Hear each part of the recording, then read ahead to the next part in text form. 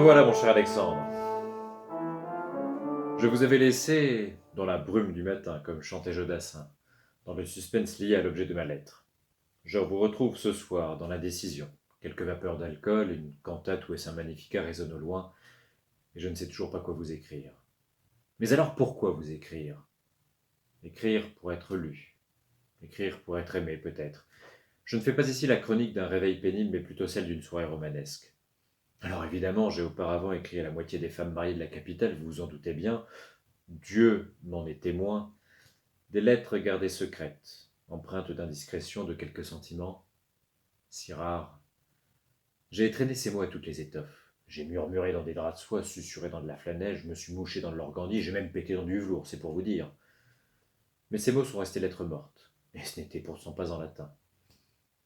Libidini nihil in honestum. En amour, il n'est rien de déshonnête. Mais c'est très con tout, ça serait dépassé. Je leur offre un cul tricolore des collines de plaisir et des temples sacrés, et elles me transforment tous en maisons de passe. Elles confondent leur jardin de Babylone et mon encaparbate. Triste France. Ainsi, mon cher Alexandre, vous êtes ma première lettre ouverte, mon premier amour platonique. Mais ne nous enflammons pas, il n'est point la question de vous déclarer une flamme que je réserve à une autre, non. Je suis là, assis, à mon bureau. Un verre de Vallée du Rhône à la main, une bouteille trouvée dans le fond d'une cave poussiéreuse, c'est incondrieux. Ça sent les fleurs. Les charlatans y trouveront un bouquet de violettes et d'iris subtilement mêlé à une pointe d'abricot, mais je trouve personnellement plus simplement que ce jus de raisin est merveilleux. J'écris. Je vous écris.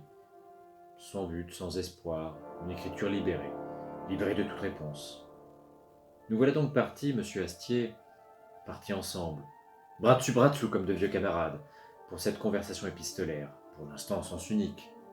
Mais qui sait?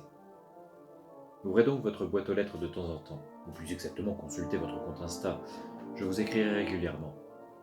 Et nous verrons alors si une somme de mots creux peuvent enfin faire du sens. Merci, bonne soirée et surtout bonne nuit.